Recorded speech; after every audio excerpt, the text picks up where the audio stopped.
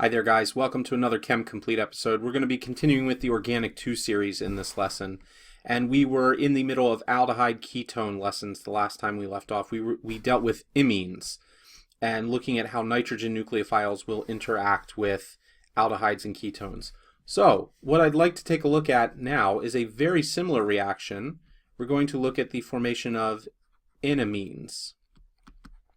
Now, hopefully you may realize based on this name that enamines refers to an amine group near, just like enol refers to an alcohol near a double bond. This is going to be an R group, I'm sorry, not an R group, an amine that is going to be in proximity to a carbon-carbon double bond. So we're going to form enamines in this reaction. So let's go ahead and take a look and get started here. So it is very similar to the imine reaction in its setup. The first thing that we're going to do, let's use a general example here. I'm going to use a ketone in this case. So let's do CH3, C double bond O, CH2, CH3, right? Very basic ketone. And it's important to understand that enamines are going to form when you have secondary amines. So when we had imines, we were dealing with primary amines. So a secondary amine is going to be one that would have two R groups, and then you're going to have that NH group. Okay, you could potentially have, actually no, I'm sorry, you cannot have tertiary amines because you need that hydrogen that can be removed there for the proton transfer. So we're going to be dealing with something like this. Okay, and you're going to have your H plus down here. Remember that the H plus is very important. The pH level needs to be a pH of around 4 to 5. If it's too acidic, it's going to protonate the amine and it will not be a decent nucleophile. If it's too basic, meaning the pH is too high, then this oxygen will not protonate and activate the carbonyl group, and this will be a very sluggish reaction. So it's very important. You need to make sure that the pH is balanced in that region. So the first thing that's going to happen, very similar to the imine reaction, is that the carbonyl is going to come and grab this hydrogen to protonate itself. Now remember, this reaction, just like the imine reaction, is going to be a reversible reaction at these steps. So I show that using the double arrows back and forth here. That these steps are essentially in equilibrium with one another. They're reversible. Right, and then CH2, CH3. So now I have the activated carbonyl group. This has a very nice partial positive associated with it, and that's due to the protonation of the alcohol. Well, it's now an alcohol. It was a ketone.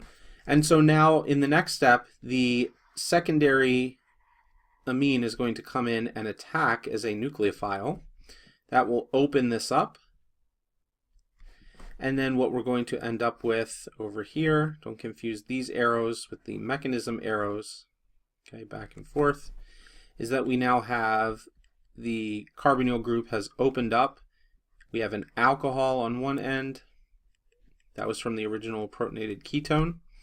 And then down here, we're going to have a charged amine. Because the amine was neutral, it came in, giving its lone pair of electrons to the carbon.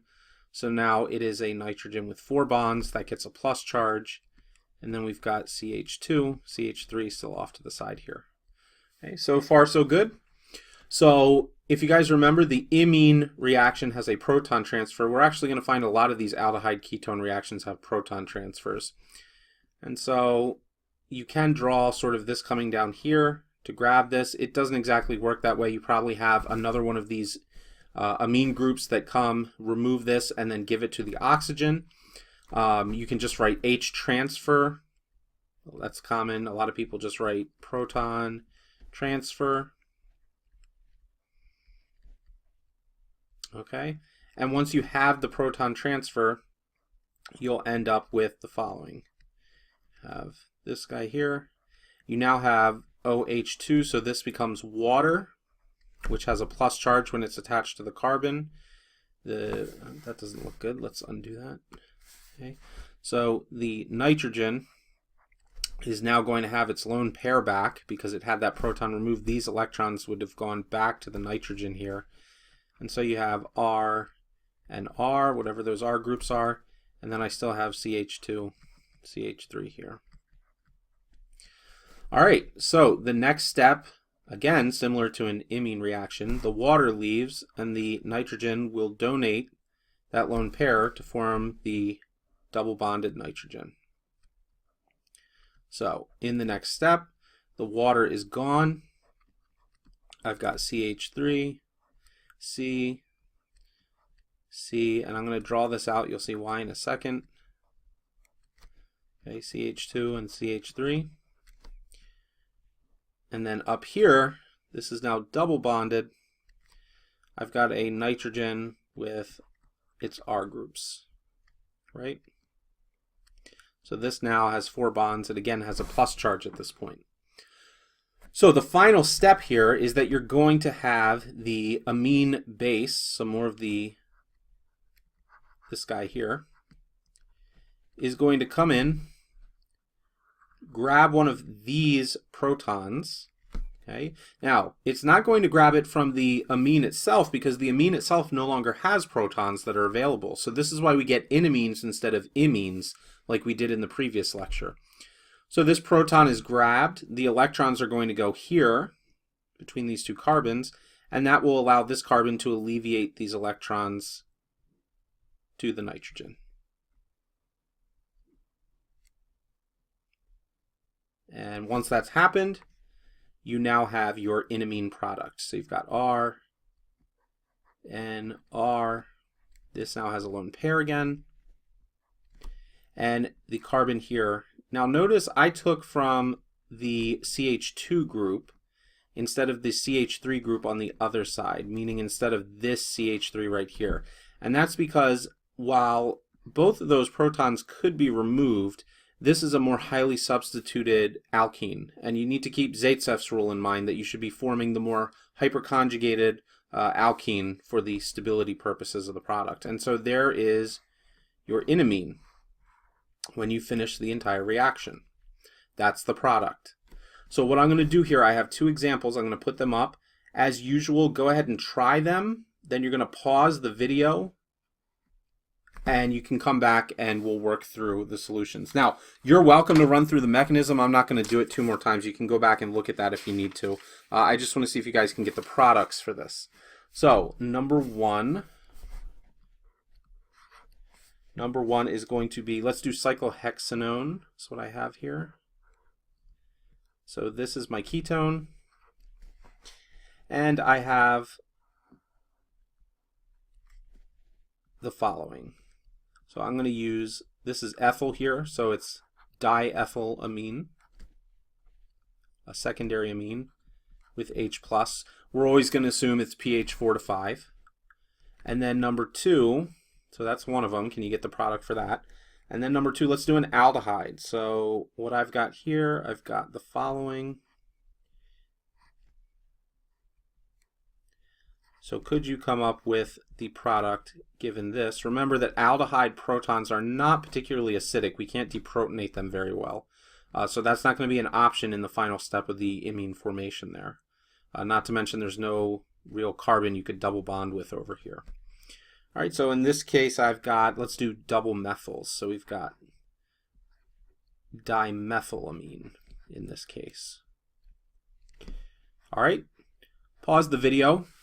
Try these out. I would encourage you to write the mechanism even though I'm not going to. Unpause it and then come back for the answers. So I'll see you guys in just a minute. Okay, so what you should hopefully have here for this compound, this was a ketone. It was symmetrical on both sides, so it didn't really matter in terms of whether you took from the left or the right when you formed the enamine. Now, the nitrogen group had 2 ethyls, so those were the R groups that were present. You should have something that looks like this. You could have written ET. You got the lone pair up here. And then, again, it doesn't matter if you had this on the other side, but you should have a double bond there because you had to either take one of these hydrogens or one of these hydrogens in order to complete that enamine reaction. Now, let's take a look at this one here.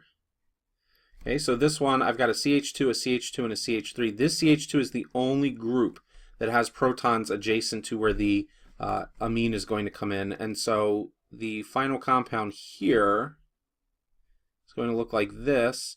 Okay, there is that hydrogen coming off of there. That's from the aldehyde group. And then you should have, this way, your nitrogen, 2 methyl groups, and your lone pair. So hopefully you guys found this helpful. This is the enamine reactions. They follow the very similar conditions to the imine reactions, but you have to have secondary amines instead of primaries, which the primaries do imines, the secondaries do enamines. Please remember to like, comment, and subscribe if you found this video helpful, and I will continue to put out new content as often as possible. Other than that, I will see you guys for the next lecture, and we will continue with aldehyde and ketone stuff. So I'll see you then. Take care, guys.